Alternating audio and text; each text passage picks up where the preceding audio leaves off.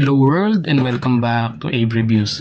So for this video, we will be unboxing a rechargeable and foldable electric fan, and tingnan natin kung anong meron sa kanya.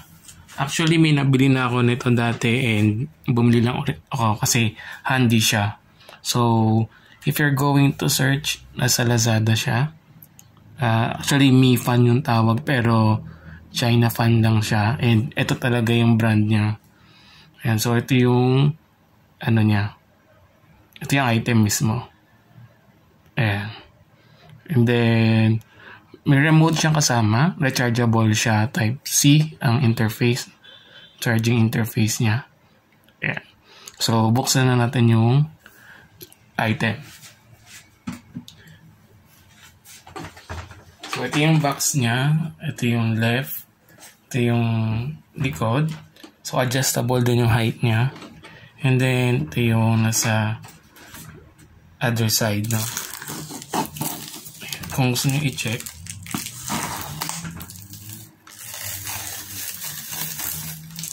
ito yung specification niya. Ayan. And sa ilalim, wala naman masyado. So, buksan na natin siya.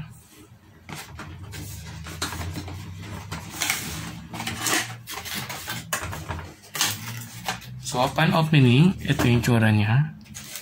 Andito yung cable. So yung cable is USB-A and Type-C. Yeah. So okay siya since lahat ng device niyan is nasa Type-C na.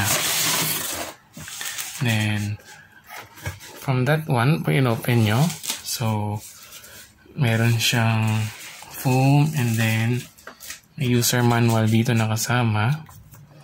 Ayan, user manual niya. So parang P10 yung model siguro nito. Eh ano to? Ano lang, some paper, and then ito na yung mismong item. Ayan siya. So mukha lang siyang plato, no? Ayan. And magaan siya, sakto lang. So, tataas siya lang to. Ayan. And then, pag tinaas nyo, ayan, ito yung remote niya. So, mayroong plastic dito, kailangan nyo alisin. Then, on, off, swing. So, may swing siya. Timer. Change ng speed. Tapos may ilaw din siya. And lahat siya, pwede nyong makontrol gamit to. So, hindi siya button, touchscreen lang siya. And then, ayan, i-move up nyo lang tong ganyan. Ayan, nakatayo na yung fan. Tapos, need nyo lang to i-fix yung ito. Para hindi bumagsak yung fan. Usog natin ng konti yung camera para kita siya. Ayan. So, ito yung fan. I-on natin, no? So, mukhang lobat. Need lang natin siyang i-charge.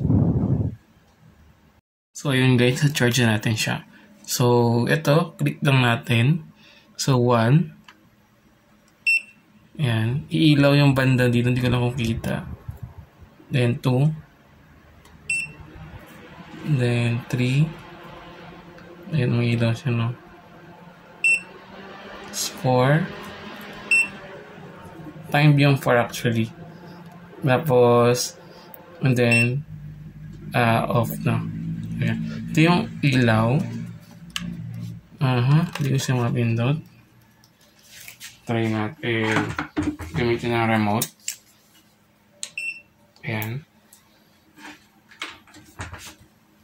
So, I'm not sure ba't di ko siya mapindot na.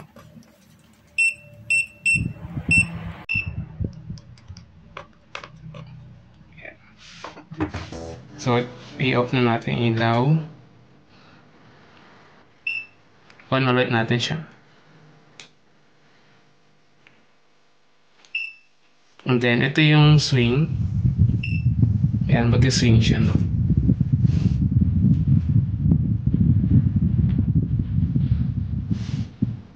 So, ganyan siya pa nag-swing.